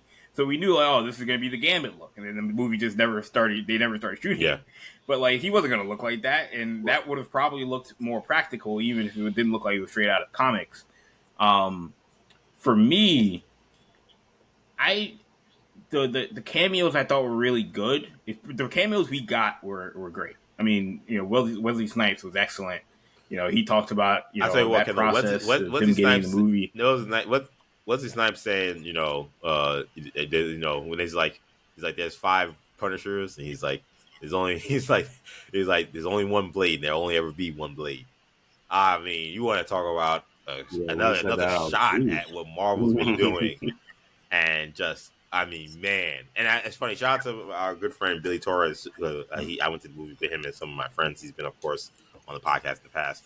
He mentioned that he wondered if that line was delivered, or, well, obviously it was delivered, but like, it was written in, like, without the context of, like, there being another fired director and delay to Deadpool. Like, he thinks maybe they wrote this, like, thinking that they were, like, good to go with Blade and everything was okay. Not knowing that, like, they'd have more setbacks literally like a month ago, and now this makes the movie. Yeah, you know, because it's like, it's so, but that makes it better though, because it's like, this just happened. It's like he's literally referencing things that just happened in the Marvel Cinematic Universe. Want to talk about breaking the fourth wall? So it was so funny. It was funny because I was listening to Wesley Snipes talk about. He was asked how that whole thing came together, and he said he was just. He thought he was like, yeah, I thought I figured I'd never play Blade again. Particularly when they cast Mahershala, I was like, well, I guess that's a wrap. And then he got a call from Ryan Reynolds, and he was like, or he got a text from Ryan Reynolds saying we got to talk. And he's like, Ryan Reynolds says you got to talk. You know, he joked. He was like, man, I hate that guy. He's like, nah, I love Ryan Reynolds. He's like, that's something we've been playing up for 20 years. But he's like, when Ryan Reynolds said we got to talk, you know, you got to listen to it. And he said that, you know, we want you to play Blade if you're up to it. He's like, yeah, shoot, I'm up to it. If you guys can figure it out. He's like, I don't think this is possible, but. And he said Marvel was like, yeah, we're all good to go. And he's like, oh, then yeah, I'm in. So it shows you how some of these things, like sometimes you hear these stories, like yeah, it's negotiation. Like Terry Crews said, you know, yeah, you know, I was in talks to be in the movie, but it didn't work out. But then like, it's like, what, did you ask for too much money? Like, why weren't you in the movie? Yeah. But but with some of these actors, I'm sure Wesley Snipes was like, I probably don't even need that much. Just give me something so I could be there. You know, whatever fair compensation, the minimum that he would ask for, Yeah. to just show up and be in it. And a lot of times it's not that hard. I actually took two things. One, I will say about the cameos. While the cameos were great and they were better than Doctor Strange Totally by a agree. large degree, I think the movie is missing like the big cameos because the movie's weirdly positioned as like this, you know, chapter, not even chapter, but this book closing on the Fox X-Men, the Fox Marvel universe. And they bring in these other characters, which are cool, all characters from other Fox properties, you know, but like, it's hard to do that if you don't have any X-Men characters that we actually saw in movies showing up. Besides, I mean, like any of the main X-Men heroes, I guess. You know, we got some villains, and we got Gambit, who's never been in any of these movies, but we have Wolverine and Deadpool. But like, we don't have any Professor X, no, you know, Cyclops, Storm, Jean Grey, and they were mentioned, you know, as far as I'm concerned, multiple times in the movie. And it's a glaring omission that I think is intentional. Yes, it was just very surprising, and again, Yeah, that's what I'm thinking. I don't have a problem with them not being in the movie, but it's hard for me to buy that this is some like chapter closing on the Fox X-Men without actually seeing the Fox X-Men appear. You know, to me, I'm like, I'm just waiting for them to show up again. Like, I'm not like, yeah, now that we can move on from those characters. I thought that this, you know, we were talking about this movie months ago. I thought, yeah, this will probably be the last time we see those characters. They'll probably die in this movie, and then the only ones that'll cross over will be Hugh Jackman and Deadpool, and that'll be fine. They're not even in the movie. They're mentioned, but they're not even in it. So I have to assume we're going to see them again. But they're trying to tell me, they show a whole montage at the end showing like every, you know, X-Men movie and every Fox movie, and I'm like 90% of these characters didn't show up. Yeah. You know, I almost took those lines of Magneto, you know, died and Daredevil died as almost like them being like, yeah, we tried to get those guys, but you know, it's funny for whatever reason it didn't work out. By the way, but we kept hearing those rumors about like, you know, Ben Affleck had been talking to Marvel, or he'd been on set in Deadpool. But we kept hearing those things, and we ended up finding out that it was actually Ben going to the set to support his ex-wife Jennifer Garner and taking their daughter to see her as Elektra. I don't know if she was even born or if she was born. She was so young, she'd never seen her mom as a superhero. So, that was, I thought, one of those cool moments. I do agree. I think it was all intentional. I'll defend their decision to promote this as like the last hurrah, even though it kind of doesn't make sense in this way. I think Secret Wars is going to be so huge that I think they may feel like to try to like also somehow like honor the Fox universe within that movie in the whether the post credit or the actual credit. I think they may have felt like that might just be too much to try to do. Right. So they're like, let's give them their flowers now. You will see them. Like, they're not going to tell us that. But I'm saying you will see them again. But like when we get the Secret Wars, we just don't have the time to be like, yo, let's, by the way, like say thanks to like Fox. Like I don't think we'll have time for that. This, I mean, the Russo said Secret Wars is the biggest story that Marvel could ever tell and will ever tell. I know they're of course going to try to promote their movie, but I don't think that he's wrong. Like everybody knows the no, lack of a better term. This is the always been the end game for Marvel to do something like this. So that's what I think Right. why they did that. How they did. Now I'm not saying that What necessarily that meant the it was not going to be frustrating for people or not make sense. But I'm just saying I think that's why they did it, and that for that reason I understand it. the other the other two I'd say not only the other two cameos, but the only two cameos, if by your definition. I think I saw Sean Levy also say like they're more supporting cast than they are cameos. They're Yeah, just part of the definitely. movie.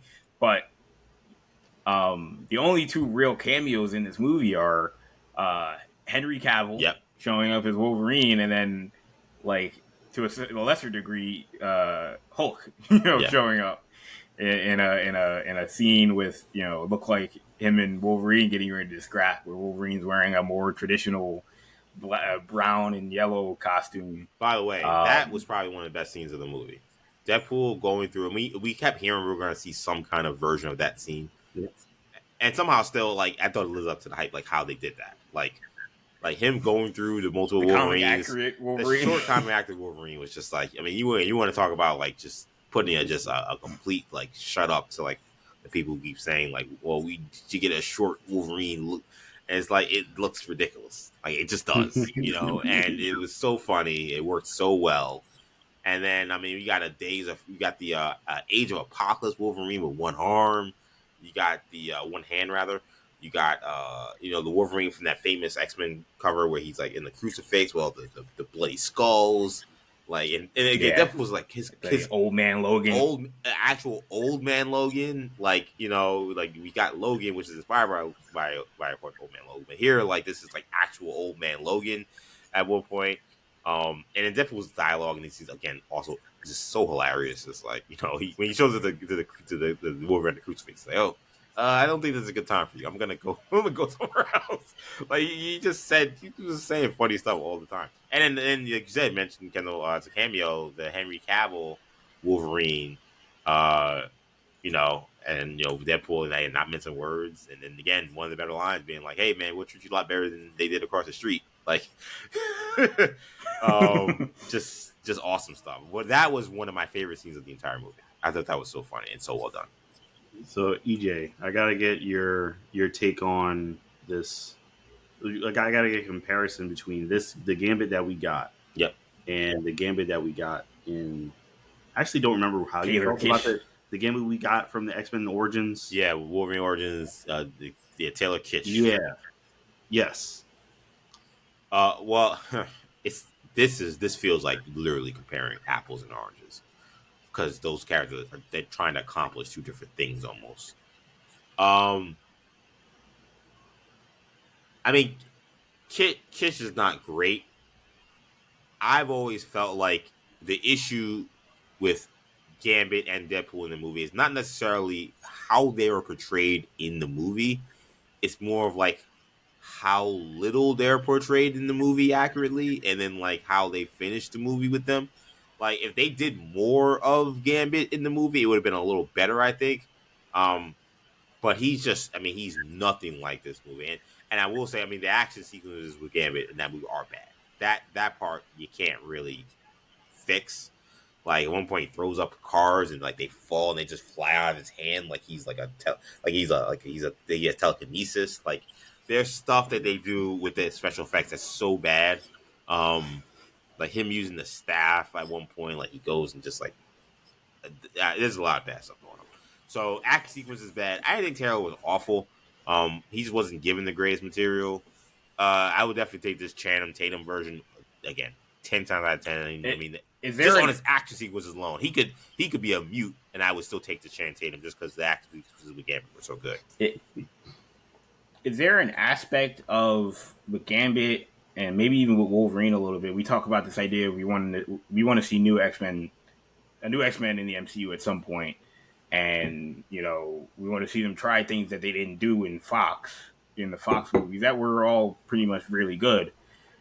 Is there an aspect of when you see the yellow costume with the mask and you see Gambit with a more comic traditional version that's done well, or you see Beast look more like he does in the comics, Professor X in the yellow wheelchair. Is there an aspect of it where you say to yourself, like, man, like, should they have saved some of these cool, really cool moments when we actually got a new X-Men team? Or are you fine with them saying, hey, we're going to burn these cool moments on the OGs and you guys will just be fine because we'll just have new actors?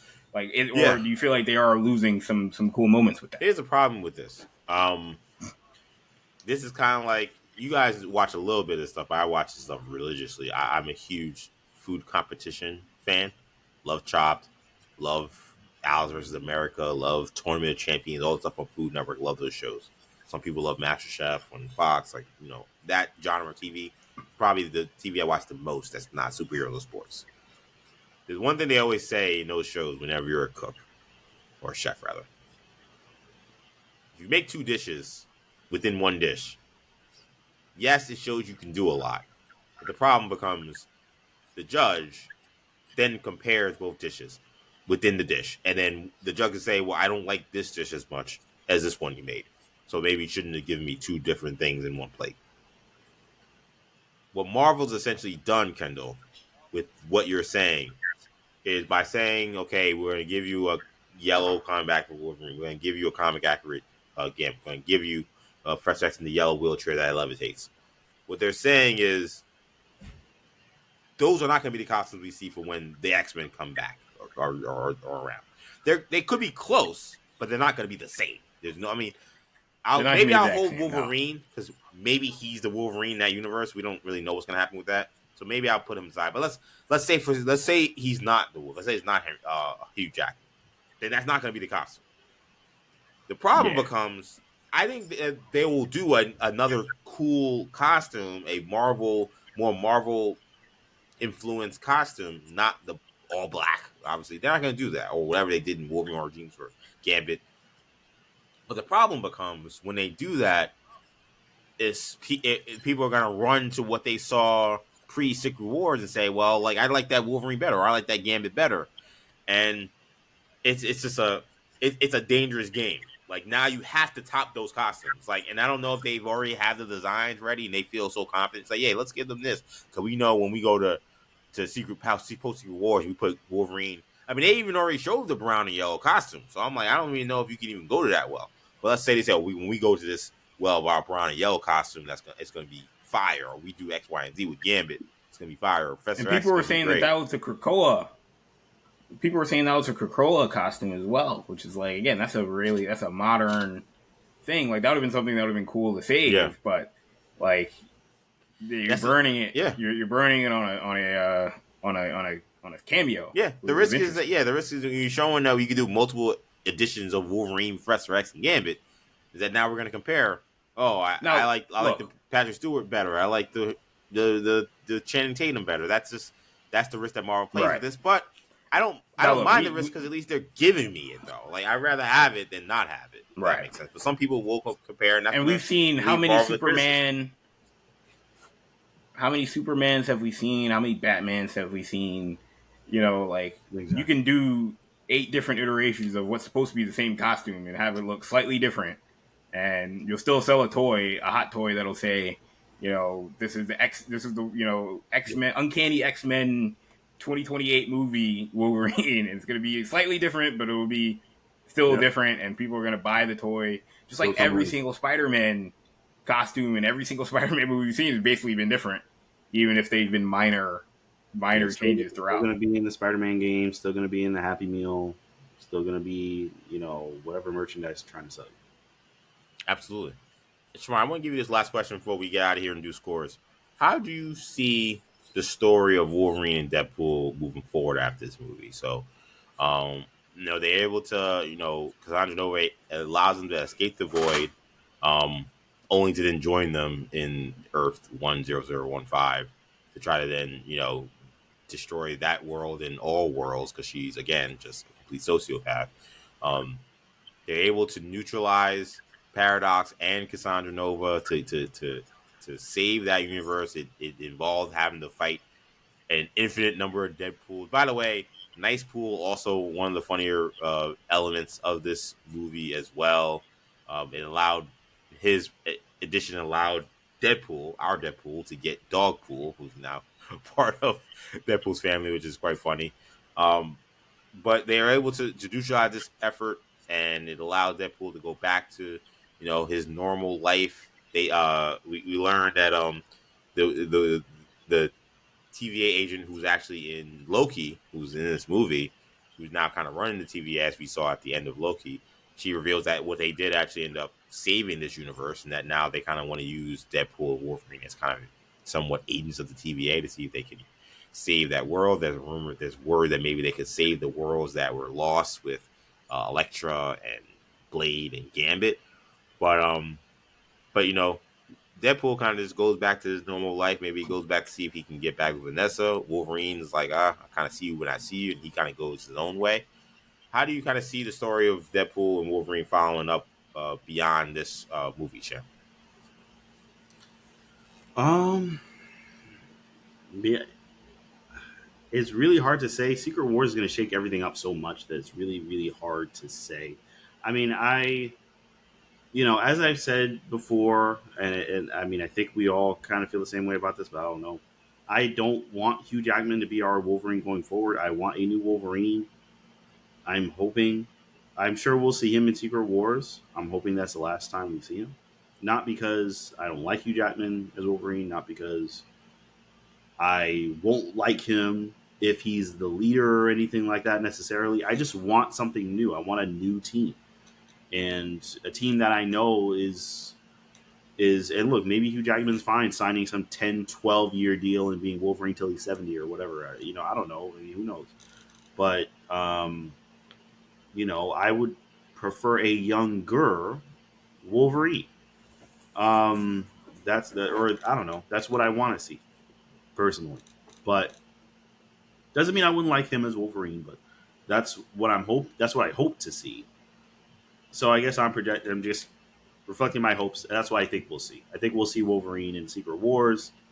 I think that'll probably be some kind of blast hurrah of sorts, and we'll get find out whatever the new X-Men team is going forward. For Deadpool, I think they're going to find a way to just keep his story going. He'll get into some kind of hijinks of some kind. He'll probably have a camp. I would expect it to be more like a cameo in Secret Wars because there's going to be so much going on. And then we'll get a Deadpool 4 announcement at some Comic-Con after Secret Wars comes up. That's my prediction for that. But I can't get any more specific than that. I honestly have no idea. Yeah, how do you feel kind of about where you think Marvel's going to take this Deadpool and Wolverine story post this movie? No, yeah. I agree with Shamari. I think I am more confident based off seeing the movie that this will definitely be Hugh Jackman's last hurrah these next couple of movies. Just because it just doesn't make any sense to keep going with Hugh Jackman after Secret Wars. Now, I will say the Robert Downey Jr. Doom announcement sort of makes you pause a little bit. You say, I don't know, maybe their decision making in Marvel when it comes to passing the torch, maybe they're not as keen on that concept, but I will say that again, story wise, I don't think it makes much sense to continue to bring him back. And I think that there are actors. I mean, I am of the belief that Taron Egerton is sort of waiting to jump into that role. There's other actors that could be even better fits potentially, but that's a guy, Taron Egerton, that's been high level at this point for a long time. I find it hard to believe that him and his people haven't ever talked to Marvel about a role. That Marvel's never ever reached out to him about. Could have been Icarus from Eternals. He could have been Black Knight. Could have been a million different characters that we've seen over the years, like the Star-Lord even. It could have been a million different characters. The fact that he's like, no, I'm not doing any superhero movies.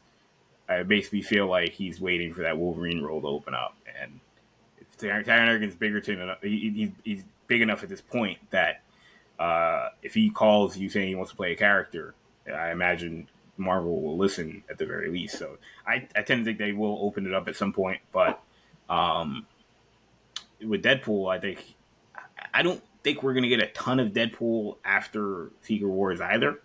I think that we will get another Deadpool movie, but I don't think it's going to be like I think it'll be very off the beaten path, similar to the first two movies. So I don't think that there'll be as much of a time crunch. Yeah.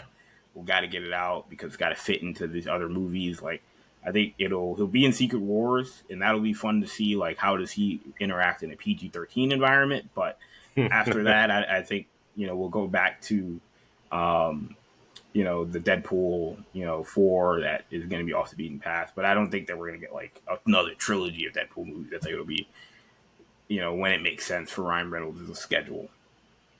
Yeah, I feel like I feel like they kind of left these characters kind of very tidy. Like I think the one thing about this movie that I think could be a critique is that I think it's a little safe. Nothing. It's kind of surprising how nothing of major consequence happens. It's a fun ride, and not to yada yada that last scene, but like I mean the Berserker raid of Wolverine putting that mask on and going through those Deadpool cores is again talk about action sequences, one of the absolute best things we've seen I think in anything from an MCU movie. But they saved that universe. The universe is saved. Wolverine kind of doesn't have a clear path after this movie. He kind of just goes off into like I'm going to do my own thing. Deadpool doesn't join a team, doesn't do anything of real major consequence here. There is no post credit scene that details the future, and I think that was done on purpose. I think they're clearly, we see that with the new director, new direction of the Avenger movies. That I think they're still trying to figure out what the future is and how they wrap this multiverse saga. I think that they're being safe with this because they're still trying to plot that out. I do though expect definitely. I definitely expect Hugh Jackman's Wolverine to be a major piece in Secret Wars. I think they're going to combine him. I think they're going to combine maybe even Tobey Maguire and put him with maybe a Robert Downey Iron Man coming back or Chris Evans Captain America coming back and have them be kind of the big trio that has to then take down Doom to go along with the Fantastic Four, who we know will be in the movie, and I think will play a big role in that as well. That is kind of how I see it, but I do think I was a little surprised at how tidy this movie was regarding, like, again, as fun as it is, again, you could definitely take it as a little bit big. I feel like nothing of major consequence happens, which is why I thought Kevin Feige saying that in terms of impact in the Marvel Universe, that this is an 8. I don't know. I would not agree with that. It's. I don't even think he believes that. Interesting. You don't think he believes that? Yeah. I don't probably know. a controversial thing. Yeah. I don't know. No, would I say to his face? Probably not. Well, we're trying to get that Kevin Feige podcast interview. Let's hope you don't say it to his face. No, I mean, I don't know how controversial that is. I think a lot of people would agree with us that it was not an 8 compared to Infinity War being Infinity War being a 9. He's selling the movie, Yeah. James Gunn sold The Flash as the greatest comic book movie in decades. Yeah. Now, if you wanted to say he didn't believe that. Now if you wanted to say, oh, in regards to like just like simple like OMG like moments, like oh my god, like you don't get spoiled, you got to see this. Maybe I could see where he's saying that because just all of the characters that show up. Right. But again, the question I believe was impact of the Marvel Universe or how he described it. And I don't think there was a lot of impact. We learned of a crisis that we didn't know about, that anchor beings mean a universe dies 2,000 years from now, which even that doesn't sound that pressing, just being real. It was fixed in this universe. It was fixed in this movie. So now that's not a thing anymore. At least Deadpool, I guess, will help work with the TVA to like help other universes who may have this issue. And then Wolverine, for his thing, he just walks and says, which is a very Wolverine thing. But he goes, I'm going to just take a hike and figure stuff out. So not really much consequence happened. So I think... And that universe isn't even like officially in the MCU yet. Right. Yeah. And none of this is in the MCU. In terms of like, quotation marks, MCU. Obviously not all of it is. But you know what I mean. It's not in the 616 universe. So This is not Deadpool's just going to go and find what Bruce Banner is doing. Like, that's not what's going to happen. So at least not yet. So that was the. I guess in theory he's cool with TVA. Maybe he could jump around universes, but I mean, I don't think that was the case. But I think it's tidy because I think that they're just. I think they really are just like we just need to like get ready for. It's almost like a team when they're down 20 in Game 6, and then they'll get Game 7 at home. Like, we just gotta get ready for Game 7.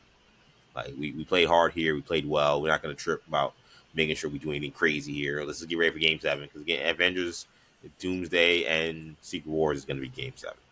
Let's get to final thoughts on this movie with a score. So I'll go to Sham first. Out of 10, what are you giving Deadpool and Wolverine? I'll give Deadpool and Wolverine 8.5. It was very good. This was a very good movie. I enjoyed it from start to finish. Several points where had me uh, laughing out loud, grinning ear to ear. You know, you saw some Wolverine stuff in this movie that I don't know if I thought I'd ever see. Mm. So gotta give credit where credit is due. They did some things where I was just like, draw, mouth the gate. And I saw some people I didn't think I'd ever see again. I mean, this is stuff you gotta give a lot of credit for.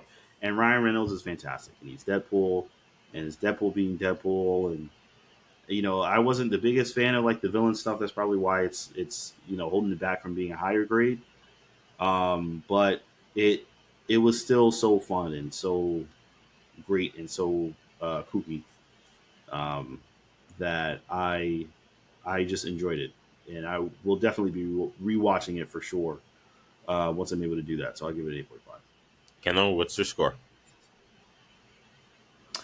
I'll go 8. I thought this was a very good movie. I agree with you guys. This was a movie that, look, had some plot issues, had some villain issues, but, Ryan Reynolds and Hugh Jackman are so great in this movie that, what would have been, I think, just a solid, run-of-the-mill Marvel movie turned into, like, a very, very great, type of, movie just because of those performances. And, those guys were put in excellent situations. And then you had those cameos that really hit quite a bit, even though they didn't give us a lot of the ones that we expected. The ones that they did give us were done so well. We didn't even talk much about X-23. I almost felt like we should have got more of X-23, but her role in this, made a lot of sense given, now that Daphne Keene's older in her own right, she's more of a comic accurate version of X-33. You end up having a character that is also, a positive progression, and she's in the universe still. Like, they didn't write her off or they didn't keep her in the void. Can I give you guys a bold prediction? She's not with them, so. Kendall, real quick, can I give you a bold prediction? Yeah. I think there'll be a male Wolverine. I think there's a chance that Daphne Keene is a Wolverine in the X-Men. Interesting bold prediction. Because X-23 was that report about there being a female-oriented team kept hearing over and over again. I think there's a chance. I'm not gonna say that it's definite, but I'm gonna say I think there's a better chance. I think people realize that. I think they'll do two. This is what we're doing right now in the Marvel comics: is that there's two Wolverines. Like, Wolverine is still Wolverine, of course, Logan, but like Laura is Wolverine, and she's part of the X-Men. She's part of other teams. I think there's a chance that she's Wolverine, because I think keeping her around is smart, and I think that it felt like they were kind of making a statement like, hey, this is someone that's going to be around for a while now. And the fact that they put her in that, I would love her in like the Young that Avengers. she wanted to be in that she wanted to be in what's the name. I can see that too. I can see her also being in the Young Avengers. I totally can see that. But and she's Laura's going to be Wolverine at some point, because X-23 is like, as they said in this movie and how they said in the comics, like it's like kind of like a terrible, not a terrible name in terms of like how cool or non-cool it is. It's like very dark. Like, it's like this was the test tube that she was in as a clone. And they just called her that because she was just a weapon. Like, she, like, the whole thing is that she's supposed to grow beyond that name. And Logan, of course, is like, you're a Wolverine. That's what you are. It's a powerful moment in the comics, and that's what she goes by now. It's like, I actually think that eventually she will be one of two Wolverines. There'll be a Logan Wolverine. I think that Laura will also be Wolverine. Anyway, sorry. I just wanted to drop that in there. Daphne Keene's really good in these action roles too. She was in The Acolyte, and she was killing it in that. She had some of the best action sequences in that joint. So I think she's definitely primed to take on that role as well. And you don't have that issue of I like agree. allowing Wolverine to take over an X-Men story if it's Laura. You know, Wolverine takes up so much oxygen. Sometimes it's hard to not make him the center. But it's like let Wolverine do his own stuff on the side, and let Laura be the Wolverine on the team that's practical for the And X-Men. I will say real quick that she's on that list of X-Men characters that you told me. Who are we taking from the Fox universe in terms of actresses or actors? And saying, I don't care if it's the same universe or if it's a brand new universe. You know, just like McAvoy and Fassbender, Daphne Keene can play any version of X-23, and I don't care if it's, I don't care if it's a new universe. I'm gonna be like, yeah, she's the best person to play X-23. Sure, there's other actresses that could definitely do it, but I'm already bought in that this is X-23. Yeah, It's like recasting Ryan Reynolds at that point. right, Like, it doesn't make sense to me. right, So, definitely. even if it's a new universe, She should she can definitely still still be be that playing Laura a character. new version of X-23. Yep, no question. Because X-23's got a simple origin. Like, I don't, just like we saw with Cassandra Nova. Like, I don't need to get a whole origin Right. story to explain who she is at this point. Yeah, and Logan's so well known now. So I think everybody knows that character pretty well. I will give this movie a 8.5. I think Shamari was right on the money with that score.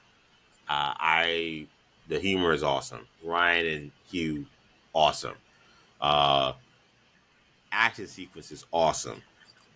I think what pulled me away a little bit was I think the stakes were kind of big. Once you're in the movie, but once like they end up saving the day, so to speak, you kind of feel all right. Well, not much has happened. So I think maybe the lack of overall big changes to the Marvel universe a little disappointing. I think this movie played it a little safe in that regard. Um, I think the timeline stuff is just really something you got to figure out. It just doesn't make sense to me. And I don't think I'm a dumb person. I don't think I'm someone who like doesn't understand timeline. I think like I actually understand pretty well when it comes to this kind of movies. And this one just, and I think that's why like I can very easily pinpoint this feels like Fox BS. This doesn't feel like Marvel BS. Like Marvel's, I think usually really buttoned up when it comes to. We can know jokes about not jokes, he's serious about the post credit scenes, which have been a mess. But like outside of that, like I think for the most part, Marvel's been pretty strong with like what is canon and not canon and what timelines and what things exist. This just doesn't feel like them in terms of just how like thrown together. It's like, oh, that was the Logan universe where Logan died, but like Deadpool's universe doesn't look dystopian, or we don't hear anything about mutants being in this terrible situation. Like it's just there's just things that just don't add up. Um, it just feels like there was convenience to allow Logan to be the person that created this anchor timeline story that they're going to clearly use for Secret Wars. I just thought it was a little sloppy. But outside of that, though, man, I really enjoyed this again. Maybe not the home run I think they needed, but it was a great at bat, and they got on base, and they probably had a double or triple, maybe. And this was fun. I really did enjoy this movie, and now it's up to now the next Marvel movie to see if they can drive home Deadpool. Like I think they are on base, they on second. You know, they still have a chance to get that tie and run to kind of move Marvel in the right direction. Now it's can these movies coming up in the next few years, can they drive them home? I think that's going to be the key. But I think that's a good place to leave for this episode, guys. I want to thank you guys so much for checking out this edition of New Generation Hero Talk. Of course, you can catch all of our shows on the New Generation Podcast Network. You can find them on Apple Podcasts, Spotify, SoundCloud, Stitcher, and TuneIn. Anywhere you get your audio streaming services. Make sure you check us out on YouTube, New Generation Media, where you can do that. Subscribe to the channel there. Follow us on social media, Twitter, New Generation Pod, Instagram, New Generation Podcast, and follow us individually on social media. You can find Shamari on Instagram and Snapchat, MCChan22, Kendall on Twitter /X, NewGen10. You can find me on Twitter /X, EJ_Stewart, and Action EJ on Instagram and TikTok. Thank you guys so much for checking us out. Take it easy, guys. Peace.